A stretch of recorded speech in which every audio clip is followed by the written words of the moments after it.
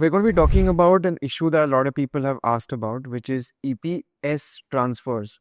Because they're not seeing the EPS money being transferred from their previous company to the new company. And there's a reason for that. So Ketan Das of FinRight is going to decode it for us. Ketan, Yes. what typically happens when you do a transfer? Right. So let's walk through this example where we have mentioned the PF balance, the pension balance, and we have assumed here a 1 lakh salary. So based on that, if you have contributed for 5 years, your PF balance will come around this much and your pension balance is 75,000. Now let's say you have moved to another company, company B, and there you have 1 years of service. You've transferred the money from company A to company B. So typically you will see the PF balance get deducted from here and that gets added later on into the second company's passbook. You'll see the PF balance go up, right? And you'll also see the interest amount of the PF balance get credited here. Yeah. But this is where a lot of confusion arises. People go back and open the passbook and see there is this money left. Yeah. So people think this is unaccounted for, this is unclaimed for, and they want to, take this money out and move it forward. Yeah.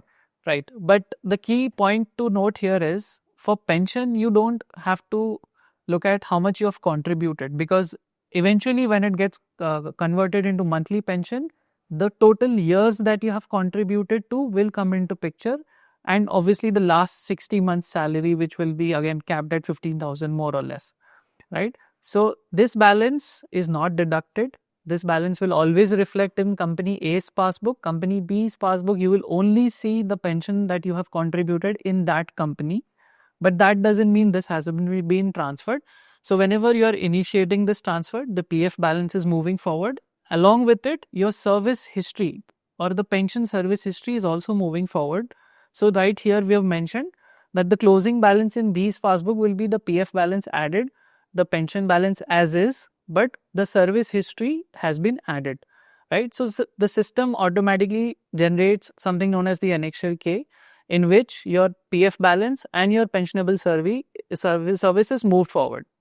Right. So this is as far as transfers go. Now, when you withdraw from your PF account, in case of EPS, if you have crossed 10 years of service, you cannot withdraw that amount. Correct. So instead of withdraw, you get something else. That's correct. Let's say from company A, you've withdrawn the PF balance, but the pension balance remains. Now, since you have withdrawn or applied for that Form 19, you cannot withdraw the pension amount, right? You mentioned about eligibility and other factors as well. So in this case, there is something called as a scheme certificate, in which they will mention that you've been contributing to pension for 5 years. You can take that scheme certificate and give it to your current organization, and basically they will add your pensionable service to it. Yeah. So this is assuming that the cumulative service in a EPF company, EPF governed company, is more than 10 years. Because in this example, we've said 5 years, but yes, you have to cross that 10-year that's correct threshold. Yes, for your EPS to get locked, so to speak, until retirement age. Correct. Now, there's one last complication about scheme certificate when you leave and then you rejoin a company after a break. You take a nice 1-year holiday. Yeah.